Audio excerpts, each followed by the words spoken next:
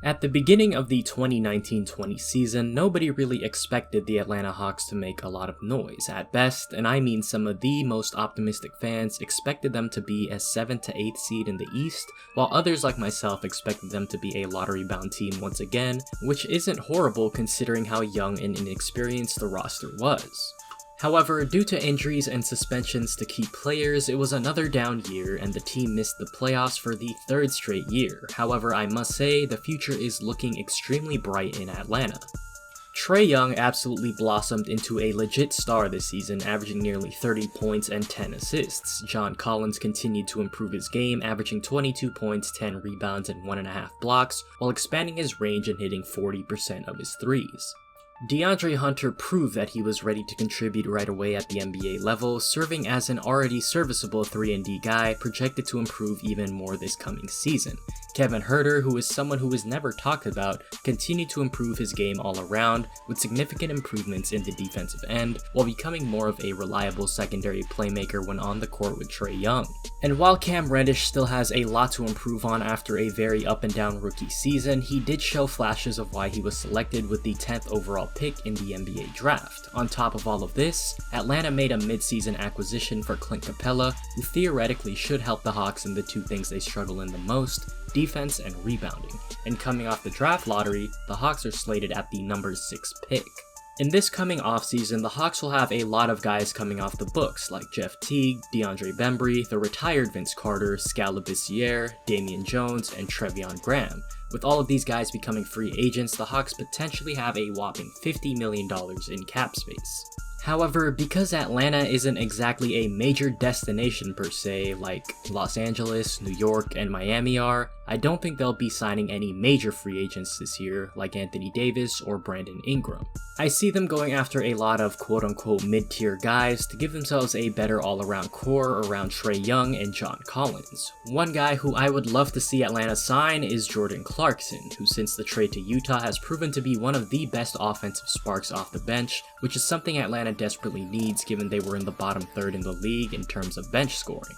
DJ Augustin could also serve as a great backup point guard to Trae, capable of running an offense while being able to create his own shot as well. Jeremy Grant would be an amazing pickup for the team either as a starter or off of the bench, as his defensive versatility and shot blocking capability on the wing has always been appreciated, but it's his very improved 3-point shooting that will be especially valuable to Atlanta's spacing. Joe Harris is another guy who could be interesting as a shooter coming off the bench, as the Hawks were last in bench 3-point shooting last season. Some other guys on the board for Atlanta are Goran Dragic, Danilo Gallinari, Fred VanVleet, and Paul Millsap. However, I think the odds of the Hawks getting these guys are much lower. Millsap and Gallinari will more than likely want to sign with a contender as they're aging and would take less money, and Dragic and VanVleet seem to be a lock in Miami and Toronto. But who knows, maybe the Hawks can somehow lure in one of these guys to be a key contributor for them. It's also possible that Atlanta deals for Bradley Beal and Zach LaVine, and maybe even Paul George given how poorly he played this postseason, but it's very unlikely, and given that Beal and LaVine aren't exactly the best defenders, it wouldn't exactly be the best fit with Trae Young, who is already one of the worst defenders in the league. Like I said earlier, I expect the Hawks to sign a bunch of mid-tier / specialist players in order to round out their young and growing roster.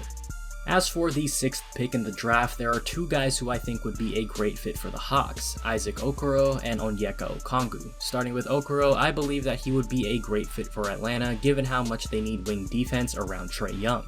He uses his insane athleticism to not only be a great on-ball and team defender, but this should also translate into him being a great threat in transition as well. Because of his size and strength, he should be able to guard the 1 through 4, giving Atlanta more defensive versatility, and his ability in transition should pair well with Trae Young's passing. His jump shot definitely is a work in progress, but with Trae running the show, he'll definitely be getting a lot of open shots when sharing the floor with him, along with John Collins' offensive gravity. Onyeka Okoro is another guy who would be an amazing fit with this team, and I think that him and John Collins would be a fearsome duo in the front court in the future. In my opinion, he was easily the best defender in college, capable of guarding nearly all 5 positions. He's a great finisher around the rim, has great athleticism, and is an extremely effective roll man in the pick and roll. However, in order to maximize his effectiveness, he needs to work on his jumper, passing in traffic, and his overall strength to compensate for him being just 6'9", pretty undersized for the center position. If he does these things, I could see him becoming a Bam Adebayo type of player for this Hawks squad. So, if I were to predict how the Hawks would do next season, I think it's safe to say that they'll definitely improve with the addition of Clint Capela, all the potential pieces they'll pick up in free agency and the draft, and the projected improvement of all their young guys. I think Atlanta is definitely a sleeper pick for the 6th to 8th seed in the East with the projected improvements on both ends of the court. However, I think they realistically will fall just short of the playoffs once more, but I could be wrong, and hopefully I'm wrong, because they're a very exciting team to watch. Thank you very much for watching the video, and let me know in the comments below your predictions for the Hawks offseason. Who are they going to sign? Who are they going to draft? Don't forget to like the video and subscribe with post notifications as well. I will be uploading every Monday and Thursday hopefully, and I've been keeping on that, so be on the lookout for that. But with all that being said, remember this: the Atlanta Hawks have only won one championship in their franchise history, and it was when they were the St. Louis Hawks in 1955.